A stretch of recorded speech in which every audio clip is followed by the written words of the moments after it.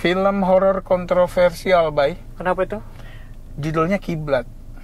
Awalnya posternya juga orang lagi sholat. Itu jadi dianggap nakut-nakutin orang lagi beribadah. Oke. Ainun, kamu yakin mau belajar di tempat ini? Abah Mulia itu sangat terkenal, Mas Bagas. Dia bisa nyembuhin banyak orang. The Talkies. Ngomongin film bersama Bayu dan Edoy. Togut film, kayaknya ini film Bobby Prasetyo ketiga yang kita nonton hari ini. Tahun ini Tanduk Setan, Rumah Dinas Bapak, dan ini Togut. Horor semua nih. Horor semua. Walaupun yang Rumah Dinas Bapak ada komedinya. Oke, Togut nih bercerita tentang apa nih?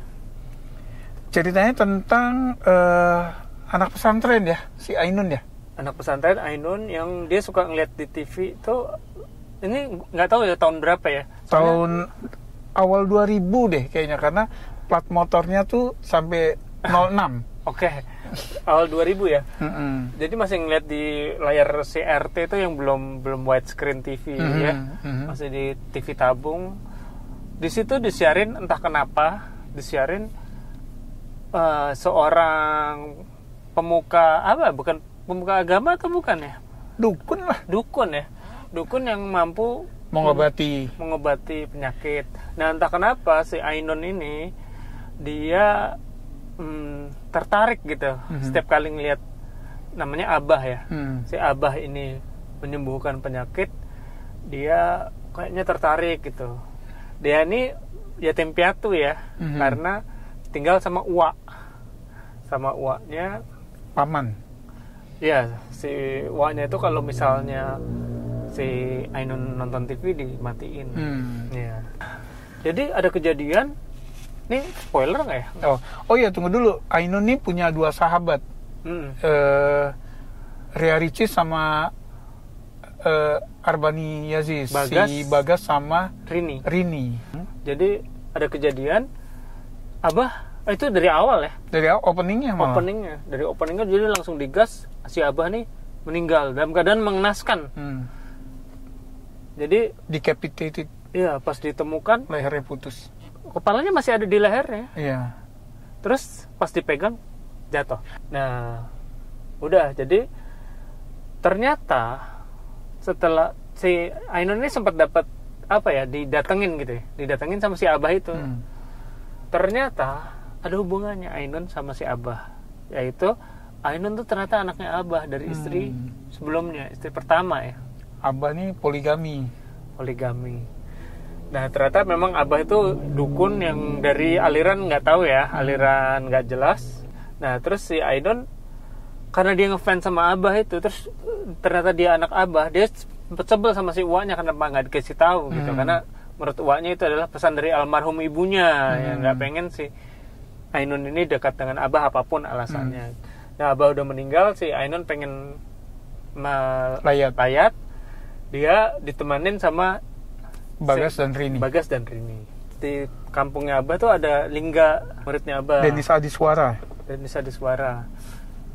Sama ada sosok cewek juga yang nggak pernah senyum nih, jutek, yang diperankan Hana Saraswati, istri ketiganya Abah. Dia lagi keadaan hamil besar ya.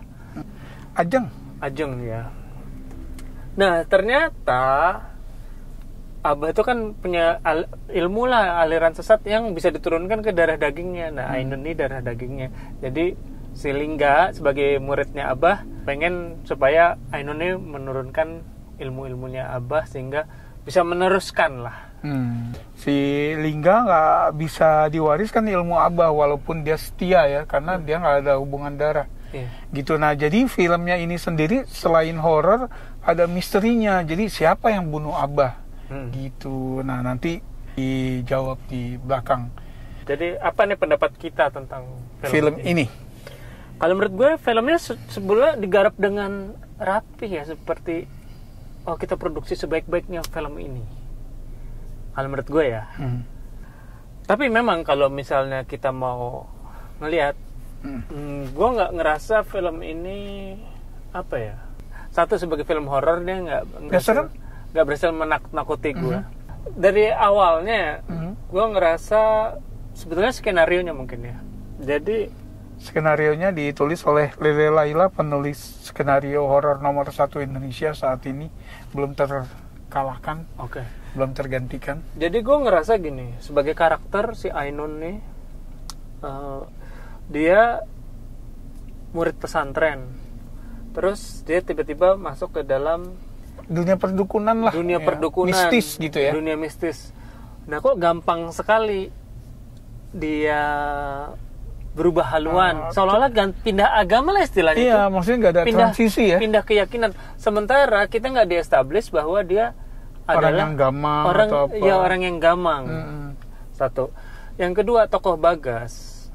Gue di situ dia dianggap sebagai kayak ustadznya, yang menyelesaikan masalah-masalah gitu lah, dan secara agama. Tapi dia nggak di-establish, kita nggak tahu siapa Bagas, ilmunya seperti apa. Iya, maksudnya di pesantrennya dia kayak di pesantrennya gimana kayak gitu gimana. Ya. Pokoknya kita tahu ketemu pada saat si Ainun dan Rini mau kabur, mau melayat Abah, dia nyekat mau kemana lu? Itu. Iya, gue juga agak-agak kurang setuju. Mungkin kontroversi yang lo bilang tadi, bahwa orang lagi sholat digangguin. Maksudnya apalagi yang harus lo lakukan supaya nggak diganggu setan gitu. Iya. Jadi teorinya itu pemunculan setan atau jin itu kan sebetulnya Indonesia, manusia sama jin itu kan beda frekuensi. Jadi manusia misalnya di frekuensi tinggi, jin di frekuensi rendah. Nah, hanya bisa ketemu apabila frekuensinya dinaikin yang jin, dan yang manusia tuh lagi turun, lagi capek, lagi ketakutan gitu ya. Nah ini enggak, orang lagi sholat, lagi enak-enaknya gitu kan. Nah kayak gitu. Mungkin kalau yang nggak pengen nonton spoiler, stop sampai sini. Stop sampai sini karena kayaknya kita ini akan dibahas spoiler banget. Menceritakan spoiler. Jadi setelah nonton baru balik lagi ke sini kayak kita mau ngomongin apa. Jadi seperti yang Edo bilang tadi, kelemahan si jin ini adalah Islam ya, azan ya. Azan. Jadi nggak boleh azan di situ karena apa? Azan bisa menyakiti si setan itu. Iya, udah kayak kebakar, udah parah gitu. Nah, memang kalau misalnya azan nggak boleh, ya seperti Edo bilang tadi, kenapa ada mikrofon di suraunya itu? Nah, terus ini cop out ya kalau menurut gue ya. Terlalu mudah gitu, maksudnya sakti banget nih, bisa bunuh orang, bisa ngangkat orang tanpa menyentuh segala macam, cekek tanpa harus menyentuh, kalahnya sama azan, gitu ya. Maksudnya terlalu mudah dan dia bisa dibunuh loh. Sama gue nggak akan ceritakan siapa yang bunuh dia, karena spoiler obviously. Tapi agak nggak masuk akal adegan dibunuh itu. Maksudnya setelah kita ter-reveal siapa yang membunuh. Si Abah nih ya, si Abah kan mati dari awal. Siapa yang bunuh dia, begitu di reveal mungkin sebagai plot twist ya. Iya. Gue nggak ngerti, tapi itu nggak mungkin sebetulnya. Mereka kan pengen mengalahkan Abah nih, si Bagas segala dan kawan-kawan itu. Terus gimana caranya kita mengalahkan Abah? Ya kita baca kitabnya terus langsung ketemu. Langsung dapet gitu loh. Terus way out-nya azan gitu. Nah, pertama, kalau keberatan gue adalah ini udah kayak film horor Indonesia tahun 80-an, di mana Suzana dan sebagainya cuma kalah sama ustadznya, dibacain, terus perang-perangan api, misalnya kayak gitu ya. Bagusan itu malah. Iya, ya itu pada zamannya kan, ketika di sini mestinya bisa lebih sophisticated, itu enggak, malah balik gitu ya. Terus inkonsistensi gitu, misalnya kayak waktu Bagas azan pertama itu, beberapa warga kampung itu kan ada yang berdarah kupingnya, batuk-batuk segala macam. Ketika dia azan di finale nih ya, melawan dukun yang berada di tubuh Ainun, warga kampungnya biasa-biasa aja tuh, malah pengen gitu kan, malah pengen. Sementara mereka tahu persis kemampuan Abah. Karena mereka ngedukung itu kan.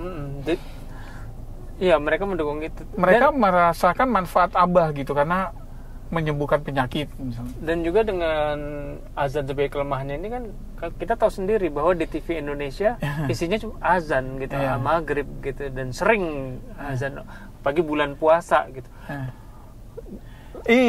Sejauh kita mendengar pasti ada suara, pagi di Jawa nih, bukan daerah Kristen. Poin lo yang bulan puasa tuh benar juga. Jadi gue ngerasa oke, mungkin kampungnya isolated gitu, mungkin ya.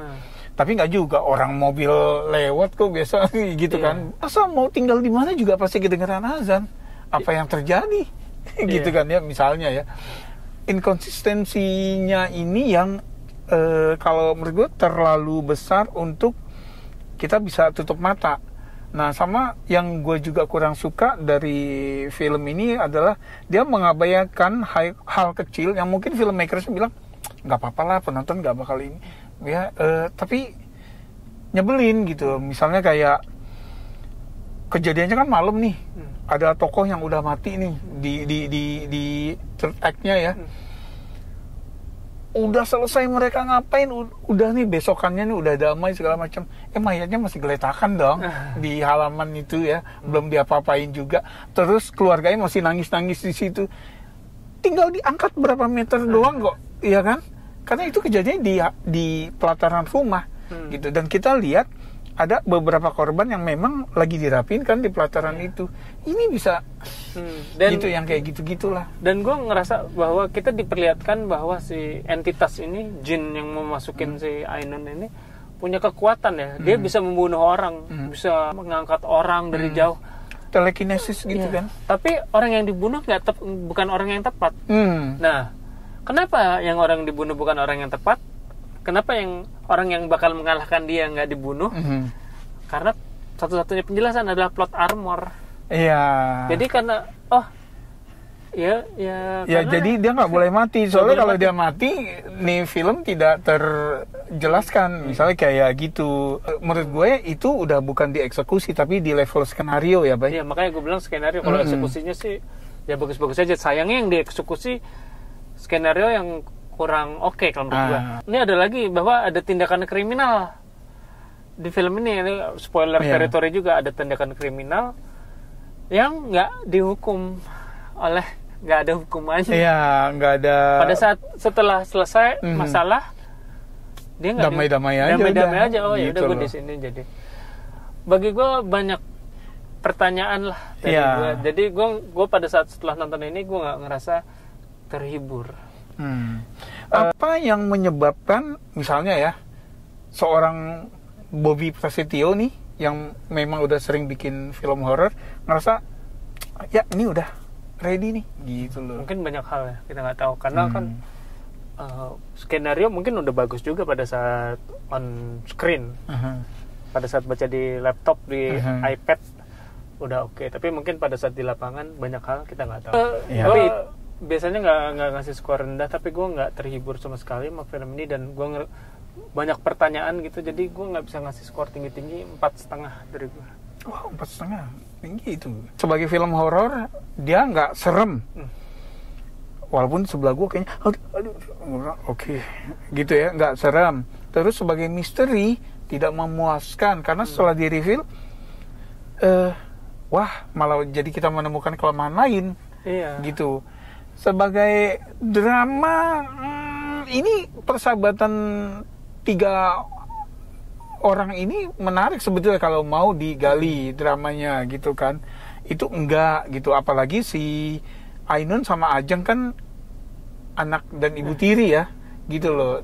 Ini kurang cuma masalah dijudesin, dibetein doang gitu loh. Ya emang sengaja kali si tokoh Ajeng ini nggak dibuat senyum supaya orang curiga bahwa dia penjahatnya gitu. Tadi lo sempat bilang sama gue off the record ya bahwa ini kandidat film terburuk tahun ini gitu ya, menurut lo.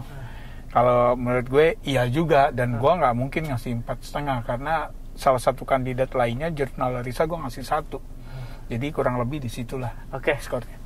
Gimana pendapat kalian? Apakah Togut ini film seru-seru aja? Itu ya terutama yang udah nonton sampai di sini.